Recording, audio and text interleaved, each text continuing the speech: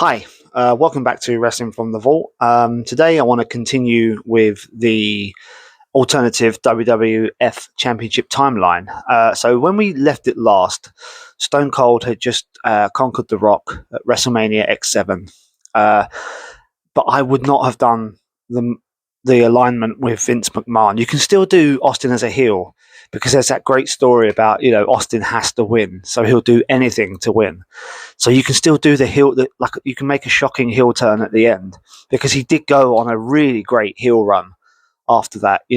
Mixed in with the invasion and stuff and all that. Like it's hilarious. So Stone Cold would carry it through the summer, and then have that amazing SummerSlam match with Kurt Angle. And then the next month they do the Unforgiven rematch, but it's in Pittsburgh. So Angle wins, the big hometown win. I'm on board with that all day long.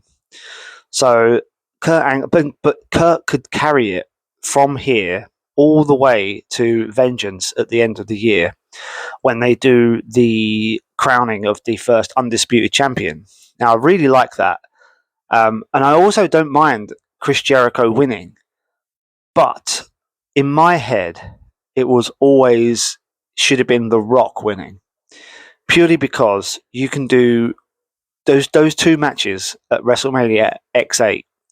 You could do Stone Cold. I know that politics aside and all that, this is pure fantasy, but you could do Hulk Hogan versus Stone Cold and The Rock versus Triple H for the undisputed title. Triple H made that amazing comeback at the Royal Rumble and then would go on to defeat The Rock. So got Kurt Angle taking it into the end of the year. The Rock winning the first ever undisputed championship.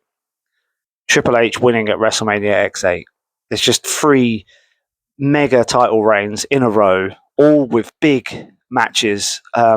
Especially the WrestleMania one. That would be a face versus face main event. Although in hindsight, you do Stone Cold versus Hogan main event. But the Rock Triple H face versus face, and the Triple H was just on fire from that Royal Rumble return. So anyway, Triple H holds it into the summer, and that's when we get the emergence of Brock Lesnar. It was a great story, doing the Brock versus Rock at SummerSlam, but you can just switch it. You can just do Brock beating Triple H. A new era begins. So Brock Lesnar takes it from SummerSlam, and this is where they split the titles, which I never liked at all. 2 world titles, it's just so clunky. Especially the way they just gave Triple H the world heavyweight title. That was just instantly became pretty meaningless compared to the WWF title, which was defended. So I would just keep the one title. So you've got Brock Lesnar carrying it to the end of the year, where he gets to WrestleMania. That's where he wins it back off Kurt Angle. But you could just keep Brock Lesnar just strong. Just keep Brock Lesnar right up until WrestleMania. Kurt Angle could win it off him. And then you do the rematch where they did that amazing 60-minute Iron Man match on SmackDown. So Brock Lesnar carries it from SummerSlam 2002 all the way to WrestleMania 19. Kurt Angle wins it back. That was a great match, by the way. I know both of them got injured. So we forget that. We forget that they got injured. It's as if they didn't, have major concussions. And then Brock Lesnar wins it back in the Iron Man match.